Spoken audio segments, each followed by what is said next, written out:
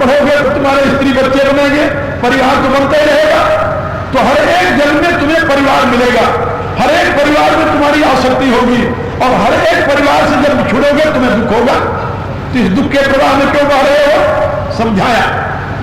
इससे मुक्त होने का उपाय ढूंढो। तो उपाय बताया भक्ति का। संसार को मत चाहो, भगवान को चाहो। भगवान कभी तुमसे दूर होने वाला नहीं है, अलग होने वाला नहीं है। उससे प्रेम करोगे तुम्हारा प्रेम नित्य बना रहेगा। संसार से प्रेम करोगे तुम दुखी होगे कि वो प्रेम नित्य नहीं होगा। अब आप समझिए, भय और प्रलोभन, प्रलोभन नित्य सुख का और भय शाश्वत दुख का। अब विभीषण भी यही मनोवैज्ञानिक प्रक्रिया अपना करके पहले तो लंकावासियों में भय पैदा करते हैं। भय जिससे तुम युद्ध करने जा रहे हो कोई सामान्य नहीं है। तात राम नहीं नर भूपाला, वो मनुष्य नहीं है तुम उनको जीत लोगे समर में। वो भुवनेश्वर काल कर काला, काल को तुमने अपने बस में कर रखा है, लेकिन वो तो काल का भी काल है, वो तुम्हारे बस में होने वाले नहीं है। ब्रह्म अनामय अज भगवंता, वो ब्रह्म है, माया रूपी आने से रहित है, अजन्मा है। और भगवान, भगवान किसे कहते हैं? सर्वैश्वर्य संपन्न है, उत्पत्ति प्रलय चाहिए, जो उत्पत्ति कर सके, प्रलय कर सके, जीवों को के ऊपर निग्रह और अनुग्रह कर सके, भूतानाम अगतिम गतिम और वेद विद्याम विद्याम च, जो प्रकृति के कारण और कार्य का दृष्टा है, सब अच्छे भगवान थी, उसे भगवान कहते हैं। तो राम भगवान भरणम पोषणाधारम शरण्यम सर्वव्यापकम कारुण्यम षड्गुणे पूर्णो रामस्तु भगवान से, ये राम स्वयं भगवान है। ब्रह्म अनामे अज भगवंता, व्यापक अजित अनादि अनंता, वो सर्वव्यापी परमात्मा, वो अजेय है, अनादि और अनंत है, आदि अंत से रहित है। का ऐसा परमात्मा मनुष्य रूप में क्यों आया?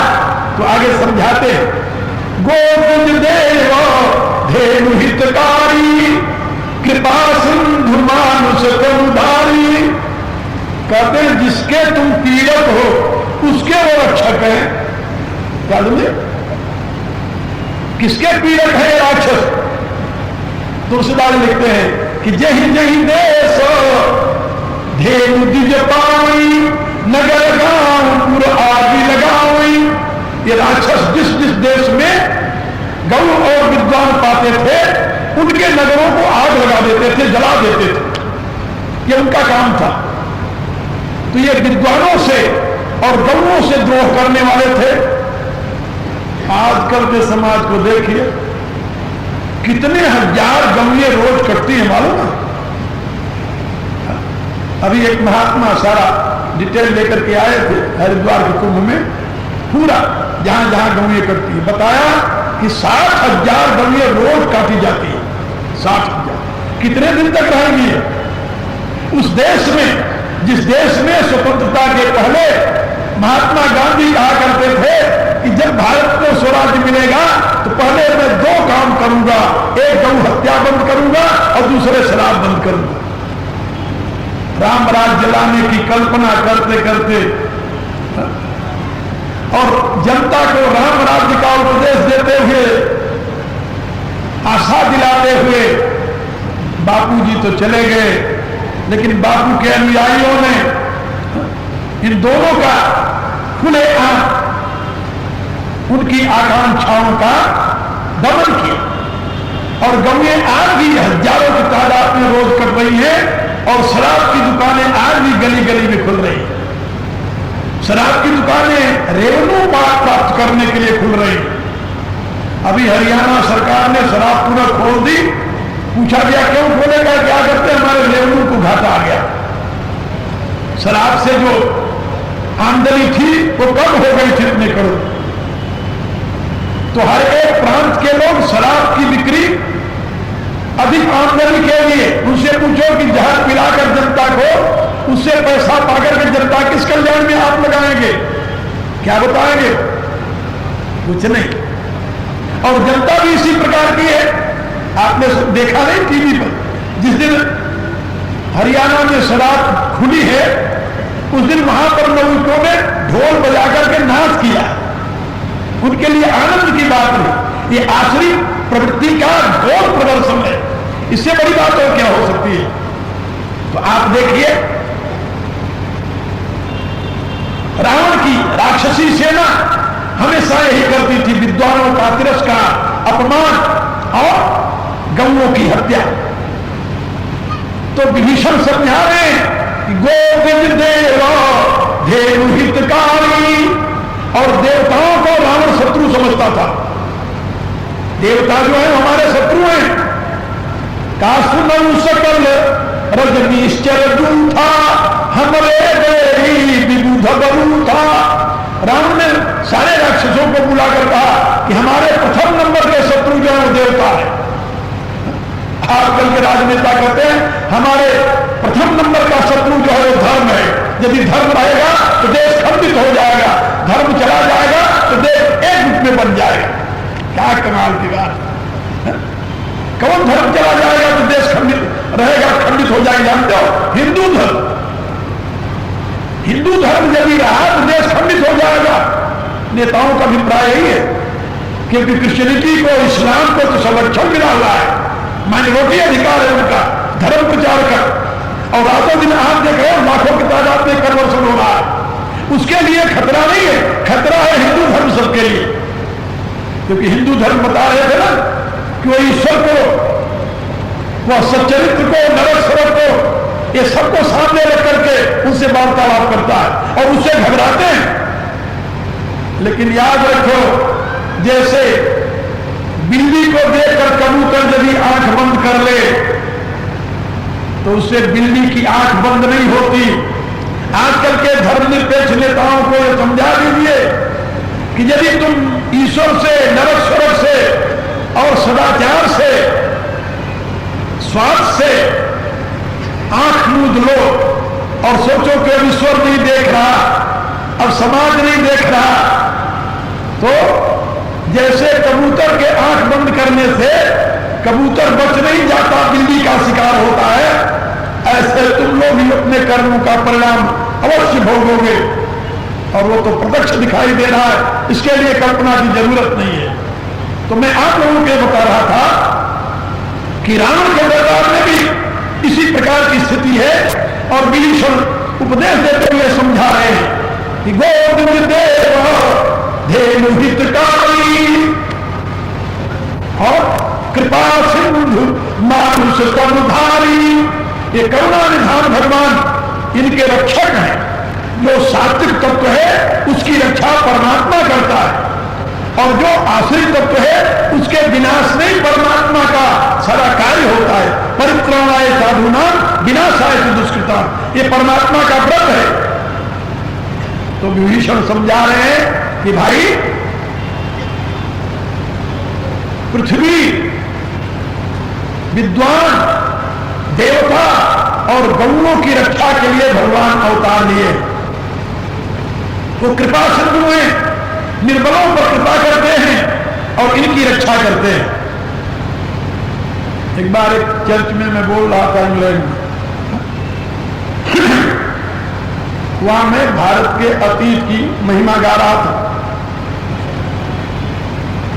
मेरे सत्संग के पश्चात एक अंग्रेज खड़ा हुआ, मेरे से पूछने लगा कि स्वामी जी, यदि आपकी कंट्री ऐसी थी तो वहां पर how alien people entered in your country and ruled there so many years, so many centuries.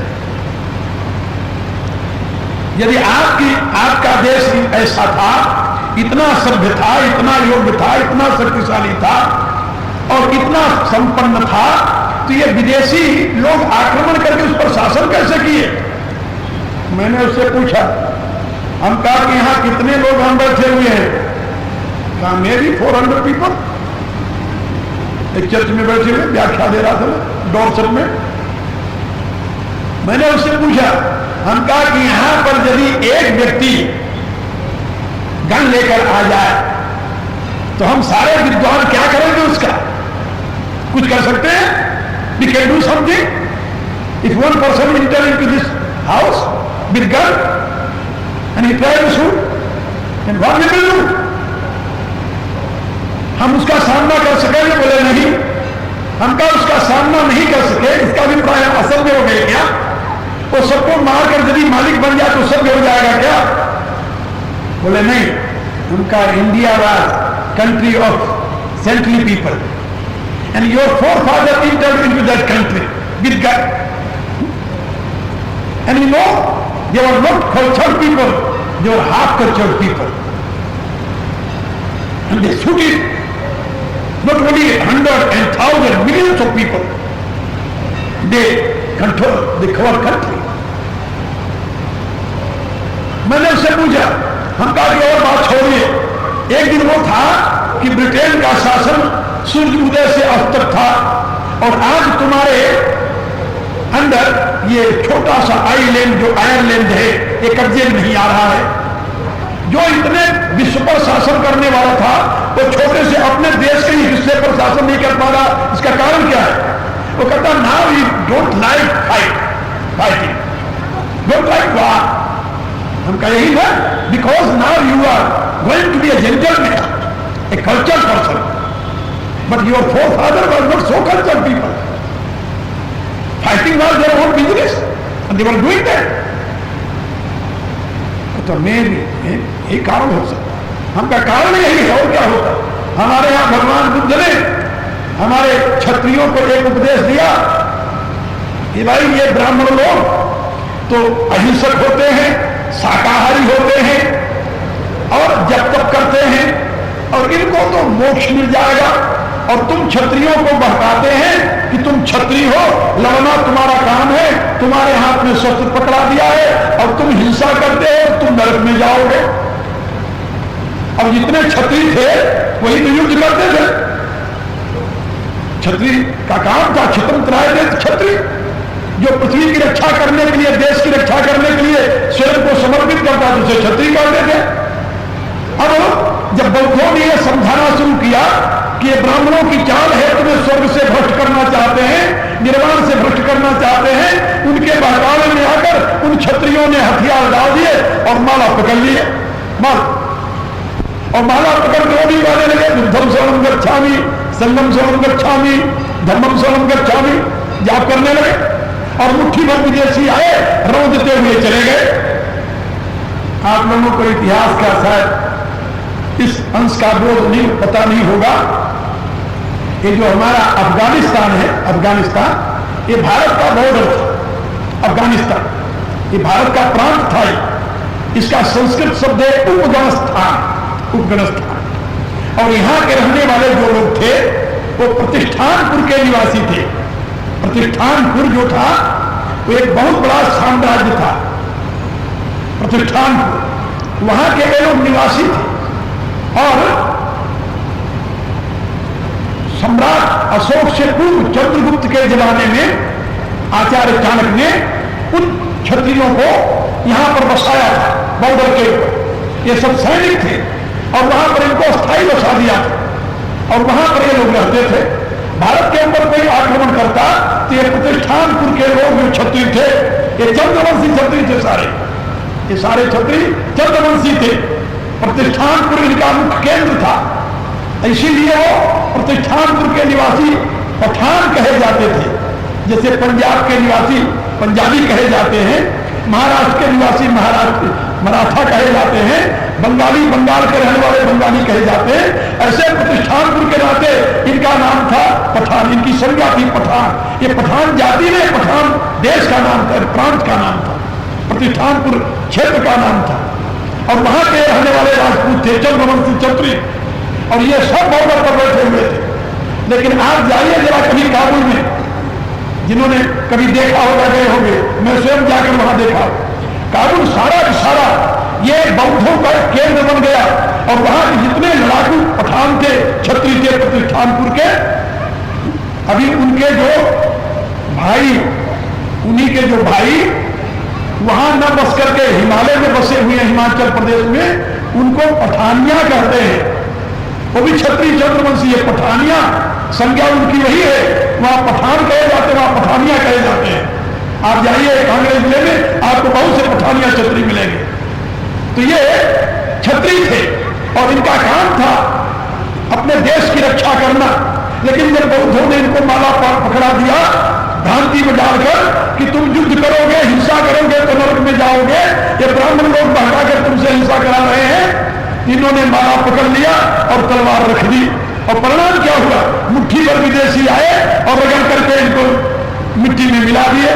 और यही लोग जब, क्योंकि बुद्ध की उपासना करते थे, इसलिए विदेशी लोग इनको बुद्ध परस्त कहते थे। बुद्ध परस्त, ये बुद्ध परस्त जो शब्द है अरबी का, ये जानते हो किसके लिए? बुद्ध परस्त को। और क्योंकि बौद्ध लोग ईश्वर को नहीं मानते, इसलिए ये लोग ईश्वर को मानते नहीं थे, जो वैदिक धर्म के विरोधी हो गए थे। और उसका परिणाम क्या हुआ कि अरब के लोग, मुट्ठी भर अरब के लोग आए और इनको कुचलते चले गए। और जब इनको कन्वर्जन कर दिया, सब पहले हिंदू से बौद्ध धर्म में दीक्षित हुए और बौद्ध से जब इस्लाम को पकड़ लिया, फिर इनको तलवार उठा, क्योंकि मूल में तीन में क्षत्रिय बना था, फिर तलवार उठा लिया इन्होंने। यानी मेरे कहने के प्राक इस प्रकार से इतिहास बदला जाता है। रावण के दरबार विभीषण यही समझा रहे हैं कि तुम इस सत्य को समझो और समझ करके अपने जीवन में इस सत्य को धारण करो कि जो निर्बल होगा, जो धर्म में आस्था रखने वाला है, उसका रक्षक परमात्मा है। वो परमात्मा तुम्हें अपनी शक्ति से रक्षण देगा। वो कहते हैं वो निज देव धेनु हितकारी, कृपा सिंधु मानुष तनुधारी। वो कृपा निधान भगवान मनुष्य शरीर धारण किए। वह जनरंजन भंजन खल प्राता, दुष्टों के समूह का नाश करने के लिए और भक्तों की रक्षा करने के लिए। क्यों अवतार लिए भगवान? तो विभीषण बता रहे हैं, जनरंजन भंजन खल प्राता, वेद धर्म रक्षक सुनु भ्राता। हे मेरे भैया सुनो, परमात्मा का अवतार इन तीन कामों के लिए हुआ है। अपने भक्तों की रक्षा करने के लिए, दुष्टों का संहार करने के लिए और वेद धर्म की प्रतिष्ठा करने के लिए, रक्षा करने के लिए। एक दिन मैंने बताया था ना कि सनातन धर्म के प्रवर्तक राम नहीं, कृष्ण नहीं, ये तो उसकी रक्षा के लिए अवतार लिए। ये तो अनादि धर्म है, अनंत धर्म है, शाश्वत धर्म है, सनातन धर्म है। तो विभीषण बता रहा है कि वेद धर्म रक्षक सुन भ्राता, ये वेद धर्म के रक्षक हैं। फिर क्या करना चाहिए? विभीषण किसी सुनिए, ताहि बेर तभी नाय नाथा, प्रणतारति भंजन रघुनाथा। कहा रघुनाथ प्रणत के दुख को दूर करने वाले हैं, इसलिए आप उनसे शत्रुता छोड़ दें, शत्रुता का त्याग कर दें। उनसे शत्रुता करना तुम्हारे हित में नहीं है। और उनको जाकर के प्रणाम कीजिए और देवनाथ प्रभु कह वैदेही, और ये सीता को उनको लौटा दीजिए। राम ने और तुमसे कोई दूसरा डिमांड नहीं किया, कोई मांग नहीं की। यही है कि हमारी पत्नी तुम हमें लौटा दो। तो राम की पत्नी सीता, अरे राम कोई तुम्हारी पत्नी तो नहीं मांग रहे, अपनी पत्नी मांगने वाले आदमी। राम की पत्नी सीता राम को लौटा दो। देवनाथ प्रभु कहु वैदेही, भजऊ कृपा निधि परम स्नेही। सीता को राम को सौंप दो और परम स्नेही भगवान राम का भजन करो। शरण गए प्रभु ताहि न त्यागा, विश्वद्रोह कृत अगज ही लागा। याद रखो, मैं जानता हूं तुम अपने पाप से भयभीत हो, लेकिन प्रभु की एक प्रतिज्ञा है, अपिचेत सुदुराचारो भजते माम नन्द भाग, साधने व समन्तव्य सम्यक व्यवस्थो। कोई घोर दुराचारी क्यों न हो, यदि अनंत भाव से मेरी शरण में आ जाए तो साधु हो जाता है, साधु मानने योग्य। इसलिए भगवान ने और प्रतिज्ञा की है, सकृदेव प्रपन्नाय आस्ते अभयम सर्वभूते व्यदलामी तब्बतम्मा। एक बार कोई मेरी शरण में आकर कह दे कि हे प्रभु मैं तेरा हूं, उसे संपूर्ण प्राणियों से मैं अभय कर दूंगा। ये राम की प्रतिज्ञा है। इसलिए मेरे भाई विभीषण समझा रहा है, मेरे भाई आप सीता को राम को लौटा दें और राम की शरण में चले जाए। शरण गए प्रभु ताहि न त्यागा, विश्वद्रोह कृत अगज ही लागा। अब तक तुम विश्वद्रोही रहे हो, दुनिया में किसी को स्वतंत्र नहीं रहने दिया, सबसे द्रोह किया है तुमने, लेकिन तुम्हारे इस द्रोह को भगवान अवश्य क्षमा कर देंगे यदि तुम उनकी शरण में जाओगे। बार बार पदलागम, बड़ा भाई है न रावण, इसलिए बड़ी विनम्रता के साथ विभीषण जी कह रहे बार बार पदलागम विनय करूं दस शीस। हे दस शीस, मैं बार बार तुम्हारे चरणों में सर रख करके तुमसे प्रार्थना करता हूं कि परिहरि मान मोह मद, ये तीन चीज, भजन को सवाधीश, मान मोह और मद। मान मने अभिमान, मोह और मद गर्व, इन तीनों का त्याग करके तुम कौशलाधीश का भजन करो। बार बार पदलागम विनय करम दस शीस, परिहरि मान मोह मद भजन कौशलाधीश। जब कौशलाधीश को भजने के लिए और देवनाथ प्रभु कहूं वैदेही, हे नाथ सीता को राम को लौटा दो। जब ये बात कही तो रावण की आंखें चढ़ गई। विभीषण समझ गए कि ये तो मेरे उपदेश का असर उल्टा हो रहा है। सारी जनसभा तो स्तब्ध होकर सुन रही थी, अब तक रावण भी सुन रहा था, लेकिन जब विभीषण ने अंतिम संदेश दिया तो उसकी आंखें चढ़ गई। विभीषण समझ गए कि अब ये क्या कहने जा रहा है, इसलिए उन्होंने तुरंत कहा कि मेरे नाथ, मेरे प्रभु, मेरे स्वामी, ये मैं नहीं कह रहा। कहा फिर कौन कह रहा है? बोल तो तुम रहे हो सभा में, ये मुझे उपदेश कौन दे रहा है? विभीषण कहते हैं प्रभु आप तो मेरे बड़े भाई हो, आप मेरे स्वामी हो, मैं भला आपका छोटा भाई होकर आपको उपदेश दे सकता हूं? फिर वो शांत हो गया। फिर उपदेश किसका है जो तुम मुझे सुना रहे हो? तो विभीषण जी कह रहे हैं मुनि पुलस्त्य निज शिष्य सन कही पठई यह बात। जो बात मैंने आपसे निवेदन किया है वो अभी अभी हमारे दादा ग्रैंडफादर मुनि पुलस्त्य, ये पुलस्त्य का पौत्र है ना रावण, ब्रह्मा के मानसिक पुत्रों में सबसे बड़े पुलस्त्य है, और पुलस्त्य के पुत्र विश्रवा, विश्रवा का पुत्र रावण। तो हमारे दादा ने, ग्रैंडफादर जिसे कहते हैं, उन्होंने ये संदेश अपने शिष्य के द्वारा भेजा है। मुनि पुलस्त्य निज शिष्य सन कही पठई यह बात, तुरंत सुमय प्रभु सन कही पाई सुनो सलतात। हे तात, अवसर पा करके वही संदेश मैंने आपसे निवेदन किया है, इसमें मेरा कहना कुछ नहीं, मैं तो अपने दादा की बात आपसे निवेदन किया। वाह, विभीषण ने सारी बात भी कह दी और ये सोचा कि मेरे छोटे की बात शायद समझ करके ये स्वीकार न करे, इसलिए अपने दादा की तरफ से कह दिया कि दादा की कही हुई बात है, बड़ों का आदर करना चाहिए। लेकिन बड़ों का आदर कौन करता है? जो आर्य संस्कृति के अनुयायी हैं, जिनके यहां यह सीख दी जाती है। क्या सीख दी जाती है? अभिवादनशीलस्य नित्य वृद्धोपसेन, जो नित्य प्रति वृद्ध जनों को आदर से नमस्कार करते हैं और उनकी आज्ञा का पालन करते हैं। चत्वारा नित्य वर्धन्ते आयुर्विद्या यशो बलम, उनके जीवन में 4 चीजों की वृद्धि होती है, आयु की, विद्या की, कीर्ति की और बल की। लेकिन राक्षसी संस्कृति में यह स्थान नहीं है, नहीं, वहां बड़ों के लिए आदर के लिए कोई स्थान नहीं है। पश्चिम में मैं देखता हूं ना, 12 महीने में एक दिन होता है फादर डे। फादर डे आपके यहां कभी फादर डे होता? होने लगेगा थोड़े दिन बाद। अब तो बच्चे केक काटना शुरू कर दिए हैं और मोमबत्ती जलाकर बुझाना भी शुरू कर दिए हैं आप लोगों को प्रसन्न करने के लिए। आपके नौनिहाल यही करते, आप करवाते हैं उनसे, तो थोड़े दिनों बाद फादर डे भी बनाने लगेंगे, मदर डे भी बनाने लगेंगे।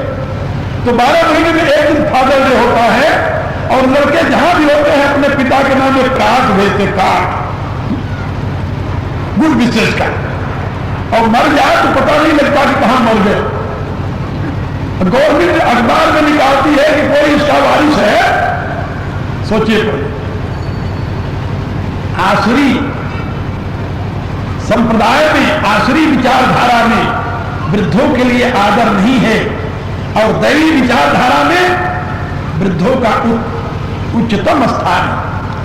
हमें याद है गांव का बूढ़ा व्यक्ति सभी के लिए श्रद्धा का पात्र होता और हर व्यक्ति दिन में एक बार सोचता था कि मैं आज दादाजी को प्रणाम नहीं किया, तो चाहे दिन भर किसी काम में व्यस्त हो, शाम को उसके पास जाकर जरूर प्रणाम करता और आशीर्वाद लेता। लेकिन अब धीरे धीरे ये सारी भावनाएं समाप्त होती जा रही हैं। एक बार इलाहाबाद के कुछ कवियों ने कवि सम्मेलन रखा था मेरी उपस्थिति में, उसमें एक कवि ने कविता पढ़ी थी और जितने वहां लोग बैठे थे उसकी कविता सुनकर सब रोने लगे, सबके आंसू गिरने लगे। उसने ऐसा चित्र खींचा और उस कविता का शीर्षक था देशवा हमार जाने कहां चला जाता, यानी हमारा देश कहां जा रहा है। और आज भी हम देखते हैं और जब इसका दृश्य हमारे सामने आता है तो हृदय कांप जाता है कि भारत की यह पवित्र संस्कृति, सभ्यता, यह महान धर्म, यह महान सामाजिक सुव्यवस्था क्या इन राजनेताओं के हाथ में सुरक्षित रह पाएगी? संभव नहीं लगता, क्योंकि यहां चारों तरफ स्वार्थ का बोलबाला है। हर एक व्यक्ति पहले यह सोचता है कि मेरे इस सत्यवाद कहने से कोई ऐसा वर्ग तो नहीं जो नाराज होगा, हमें वोट न दे। समस्या उसके लिए, और बिना वोट के हम शासन में कैसे आएंगे? बिना शासन बने सेवा कैसे करेंगे? सेवा माने लूट, ये तो आप लोग जानते हो। इसलिए बहुत बड़ी समस्या है। इसके लिए भारत के एक महापुरुष हुए हैं, अब तो पिछले साल उनका शरीर शांत हो गया, स्वामी वामदेव जी महाराज, परमहंस स्वामी वामदेव जी महान विरक्त संत, महान विद्वान संत थे। उन्होंने सभी संप्रदायों के विद्वानों को संगठित किया और एक अखिल भारतीय संत समिति नाम की संस्था बनाई, जिसमें लगभग 10,000 विद्वान संत भारत के सभी संप्रदायों के सदस्य हैं उसमें, और सबकी उसमें भागीदारी समझ लो, सभी सहयोग दे रहे हैं। पर साल उनका शरीर छूट गया तो अखिल भारतीय संत समिति ने यह निर्णय किया कि उनके संदेश को राष्ट्र रक्षा, धर्म रक्षा, गो रक्षा, ये उन्होंने एम बनाया। ये निश्चय हुआ कि राष्ट्र की रक्षा पहले है, लेकिन राष्ट्र सुरक्षित कब रहेगा? कहा यदि धर्म सुरक्षित रहा तो।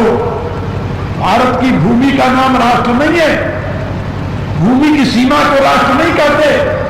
राष्ट्र है वहां की संस्कृति, वहां की सभ्यता, वहां का धर्म, वहां का जीवन विधान, वहां की वे ऑफ लाइफ, वो उसका राष्ट्र कहा जाता है।